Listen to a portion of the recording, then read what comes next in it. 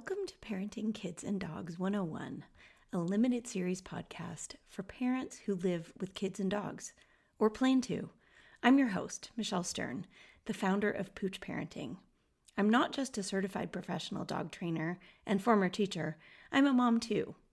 In each episode of this series, I hope you feel like I'm chatting with you, one parent to another, about life with kids and dogs, answering common questions my clients ask me, and giving you simple solutions to make your life easier and safer. I hope you'll subscribe and join me for the whole series. And don't forget to grab the accompanying workbook at poochparenting.net/podcast workbook. Enjoy! In episode 7, we will be talking about what to do if your child accidentally hurts or provokes your dog. To begin with, it's really important that parents understand normal behaviors in kids that accompany different developmental stages.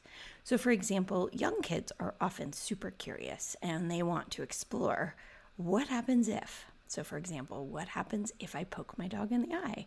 What happens if I play in the dog's water bowl? What happens if I spill the dog's food? What happens if I pull my dog's tail, right?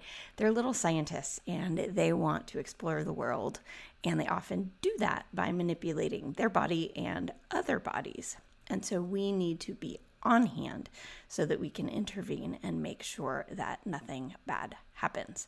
Because even if your dog is the biggest saint in the world, everybody hits a limit of what they will tolerate. And I actually think that tolerance is too low of a bar. We need to help our dog not have to be tolerant, although if something does go south, we hope that they will be. So if we notice that our dog suddenly yelps and our child runs away or looks sheepish because they did something, we need to react calmly. And it's really hard to do that because our first instinct might be to shout or to run over and kind of freak out. And if we do that, we might make our dog a little bit more afraid because of the way that we are reacting. So try to take a deep breath and move your child away to prevent anything else from happening.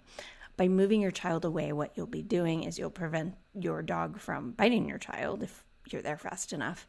And we will also prevent our child from repeating that same behavior. Once our child is safely away, perhaps behind a baby gate or in another room, we can talk about, we don't pull tails and here's why. And you need to explain what that's all about, why pulling tails isn't a great thing. And your kids may not be developmentally capable of understanding the rationale, but you should still explain it because over time, they will process all of these stories and teachable moments that we have with our kids.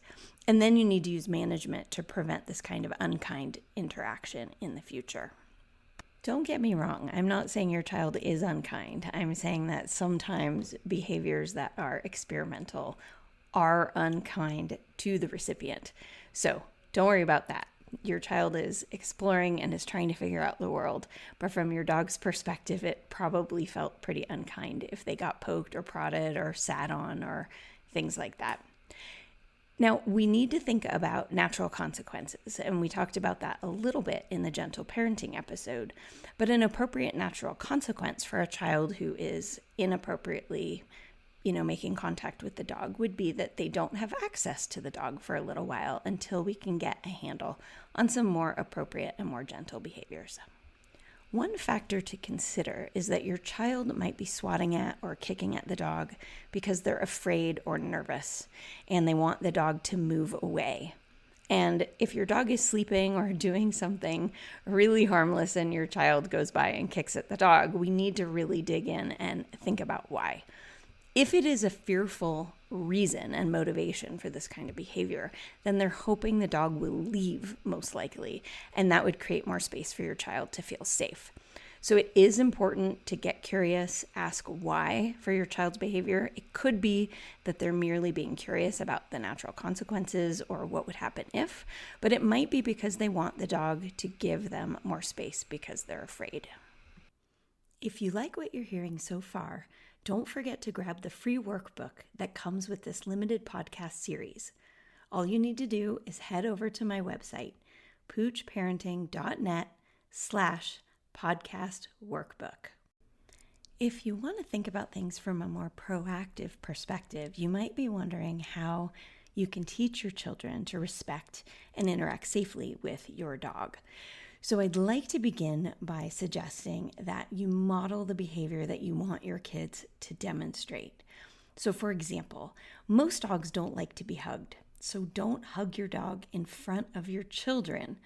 I know this sounds sneaky, but if your dog does like to be hugged, then you have to remember that everyone in your family will hug your dog, and your kids are likely to treat all other dogs the same way that they treat yours.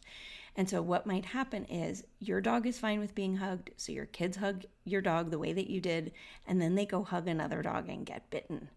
So that is something that we want to make sure does not happen. Another example is that many dogs find eye contact threatening. So if you go in and kiss your dog on the nose, you are eye to eye with your dog.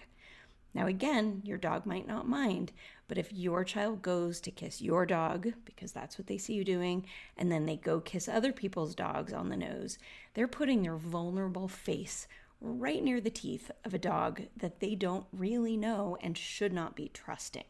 Other strategies to teach respect are to set some ground rules, such as never bothering a dog if they are eating, chewing a bone, eating a meal, or resting or sleeping. And if your child has trouble remembering those rules, then you can have them help you make some signs, such as decorating some stop signs or creating a trifold poster board that blocks the view of the dog in its bed. So you're modeling good behavior and you're setting your kids up for success. Another strategy is to teach your kids to invite dogs to them to pet them and give them affection. So instead of approaching a dog to pet them, we invite the dog over instead. And again, we've talked about this in previous episodes, but this gives the dogs an opportunity to consent or to opt out. And finally, you should talk a lot about dog body language that you notice as a family. Set up scavenger hunts, make it a game, and make it be fun for everybody. Hey, let me know if you see our dog yawning when they're not tired.